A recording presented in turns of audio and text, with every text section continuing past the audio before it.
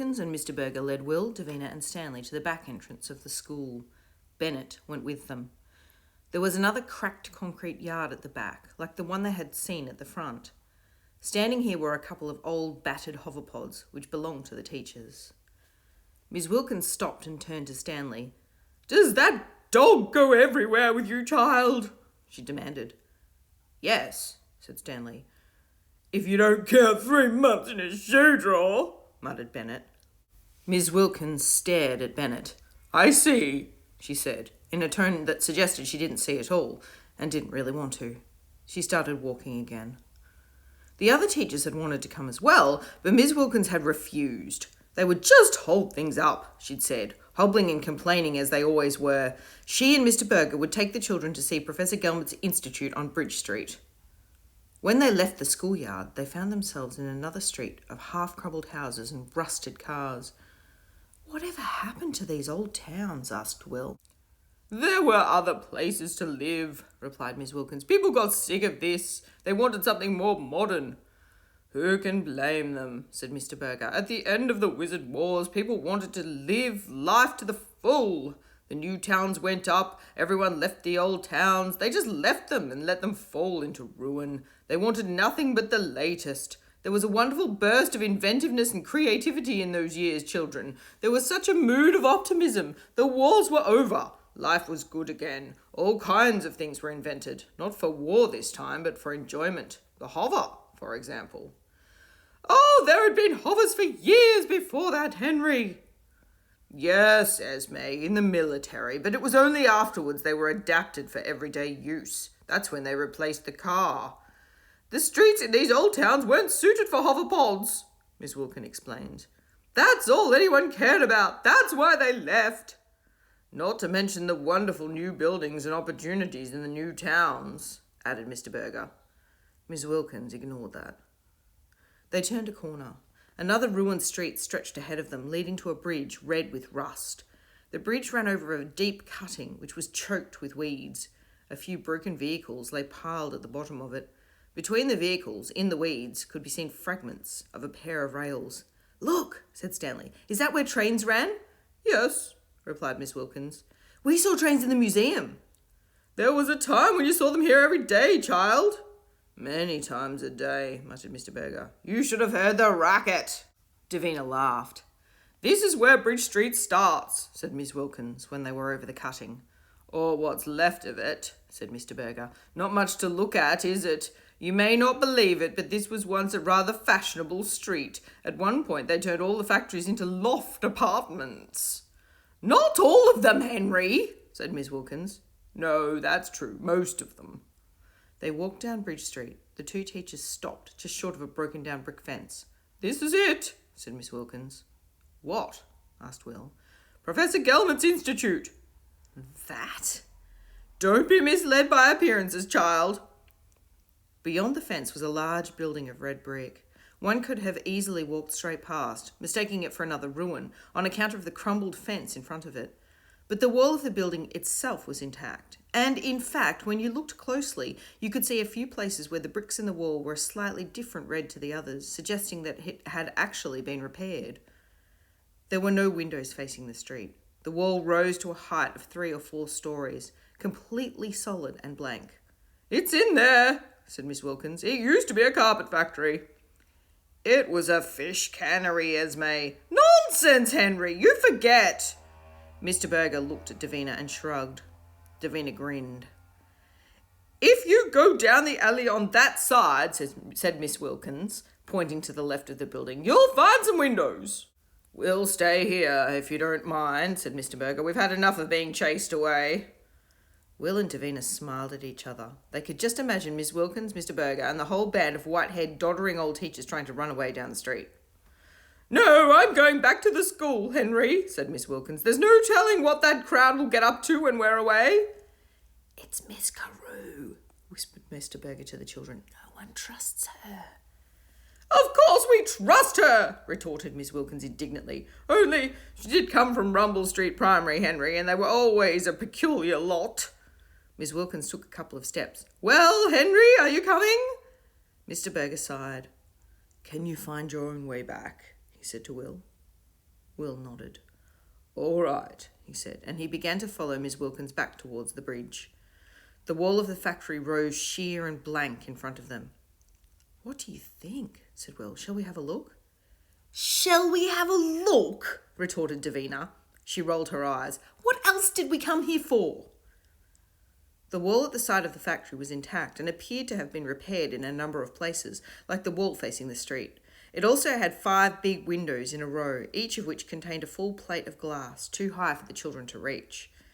In the ruin next door, Will saw a rusted metal frame. It had a couple of long levers and probably been part of a machine.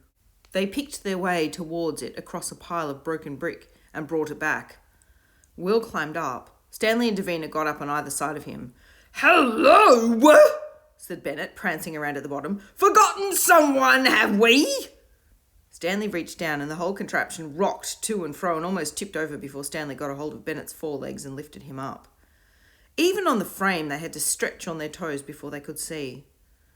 "Do you think old Wilkins got up here like this?" said Davina, giggling. "She must have had trouble balancing with that big bun on her head." Will didn't reply. He was staring into the window now, and Miss Wilkins's bun was the last thing on his mind. "Look at that," whispered Stanley. "Who are they?" whispered Davina. Below them was a big room with a lofty ceiling. The window through which they were looking was high up in the wall of the room, just under the ceiling, and the floor was well below ground level. There were 2 long tables down there, with children sitting on either side. They had some kind of soup in front of them, in plain metal bowls, and each one had a lump of bread. A pair of supervisors in dark clothes sat on chairs against one of the walls, watching them sullenly. The children were pale. They were all dressed alike, in brown shirts and trousers and sandals. "What's going on?" said Davina. "They're eating," said Stanley. "Really, Stanley? I'd never have guessed." The children were eating avidly, not talking to each other, but spooning the soup into their mouths with concentration and holding onto their lumps of bread with their free hands as if to make sure that no one snatched their bread away. Will remembered what Miss Wilkins had kept saying in the classroom, how they must be hungry, how they must be hallucinating because of lack of food, how the conditions at the institute were so harsh. He remembered the look of incredulity on her face when Davina had told her about the temperature of the swimming pool. Now, seeing these thin, hungry, bedraggled children, her reaction started to make sense. Will looked at one table and then the other. He looked at the children facing him. He could see the muscles working in their thin faces as they ate. One child seemed to have some kind of tic. One of his eyes kept twitching. Next to him, Will stared. His blood ran cold. "I know him," he whispered. "Who?" said Davina. "Him," said Will. "That boy. I know him. Look, the 5th from the end, at that table. The far one, facing us." Stanley and Davina looked. It was a boy with a thin, triangular face and dark, uncombed hair. "Who is he?" asked Davina. "He's..." Will shook his head in disbelief. "I knew he'd left," he murmured to himself. "Mum told me, but I didn't... How did he get here?" Suddenly, the 2 supervisors stood up. Will saw one of them say something to the children, although he couldn't hear the words through the thick glass in the window. The children started eating faster, rapidly scooping the soup into their mouths. The other supervisor said something as well. The expression on his face wasn't patient. The children began to stand up, although still obviously trying to get a last spoonful of soup. Now they formed 2 lines. They began to move towards a flight of stairs at the other end of the room. "Come on!" cried Will, and he jumped down from the window. He ran along the building. He didn't know exactly what he was going to do. He only had the vaguest idea. He stopped at the corner and peered around it. "What can you see, Will?" demanded Davina, right behind him. "There's a big yard and..." "Wait! Here they are!" A door in the building opened. Will saw the 2 supervisors emerge. The children in their 2 lines started coming out behind them. "There he is! I've got to talk to him! I've got to!" Will looked around in desperation. His gaze fell on Bennett. The dog nodded at him excitedly, his tail wagging so fast that it looked as if it were about to fly off. "Go, Bennett!" Bennett tore around the corner of the building and went straight for the supervisors. He didn't bother with legs. He bit. The supervisor started thrashing, but Bennett was fast. He circled around the pair of them, dashing in to give a painful nip on the legs and dashing out again. I programmed him for super speed, explained Stanley, watching with satisfaction. The children in the yard had come to a halt behind the thrashing supervisors. They were looking around uncertainly, as if they didn't dare to move unless someone told them what to do. "Here goes!" cried Will, and he ran around the corner. "Come on, Stanley!" cried Davina, and they ran after him. Bennett was nipping at the supervisors. Davina and Stanley waved their arms and shouted and yelled just to create even more confusion. "Run!" cried Will to the startled children. "Run back inside!" The children turned and started to run exactly as Will had ordered. Will stared in surprise. Such obedience. "Not you!" he cried. He leapt forward and grabbed one of the children out of the crowd. "Myron!" he said as he pulled him away down the side of the building. "Myron Dort, it's me! Will!" Myron looked at him blankly. Then he nodded. "Will? Oh, hello, Will." "Myron, what's going on here?" "It's nice of you to come," said Myron. He frowned. "I remember now. Your auntie kept answering your communicator, so I had to go." "I know all of that, Myron. What is this place?" "It's Professor Gelmet's institute. I got a message at school inviting me to come here." "Listen, Myron," said Will quickly. "We haven't got much time. What's going on here? Look at the state of you. You look sick. Don't they feed you enough?" "No, they feed us enough." "No, they don't. Look how thin you are, Myron." "You're wrong, Will. We all love it here. We don't have to study. We just sit under a helmet all day, and that's how we learn." Will stared. "What's wrong, Will?" "Myron, did you just say you sit under a helmet?" Myron nodded. "And then we do other things for the rest of the day. We put things in boxes and count marbles." "What?" "Useful things, Will." "Don't you do any sports or games or anything? What about pointy wibblers? Remember, Myron, we used to play it all the time. We're still in the middle of a game." "Pointy wibblers?" Myron grinned and shook his head. "No, not pointy wibblers, Will. That's not for people like me." "People like you?" whispered Will. Myron nodded, still grinning. "That's for people like you, Will." "What does that mean, Myron?" demanded Will in dismay. "We're not different. We're—" Stanley and Davina came rushing around the corner. Bennett raced after them. "Come on, Will! We've got to get out of here!" cried Davina as they went past. She stopped for an instant and looked back. "Come on!" "I think your friends want you," said Myron. "Looks like they're in a hurry." Will took a couple of steps away from Myron. He could hardly bear to leave him in that state. "I'll be back, Myron," he vowed. "I promise you, I'll be back." "That's nice," said Myron. "I'll look forward to seeing you, Will." They ran as fast as they could, only glancing back once or twice at the supervisor who was chasing them. By the time they reached the bridge, the supervisor had given up, and he stood in the street for a few seconds, watching them run over the cutting, before he turned and went back.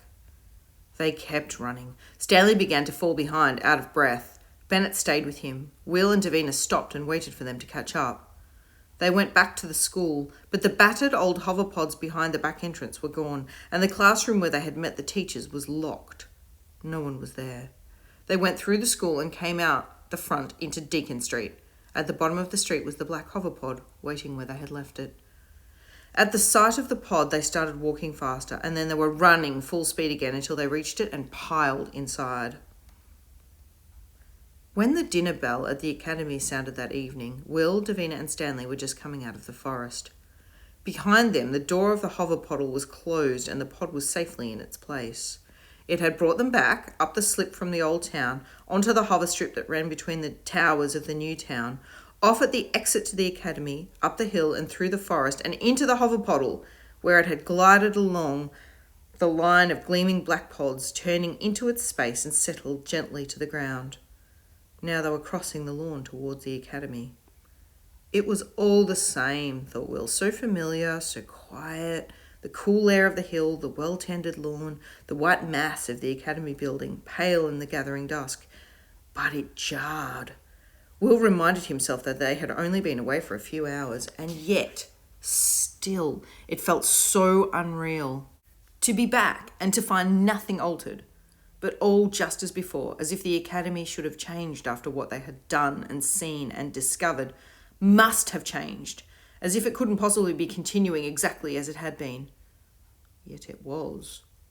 They smuggled Bennett into the sleep area and left him in the shoe drawer, and then they went to the food area, where there was going to be only cheese and bread and no dessert for anyone, as punishment for the unleader-like food fight that had broken out that afternoon, which had given way to a vicious melee of punches, scratches, and kicks when the food had run out.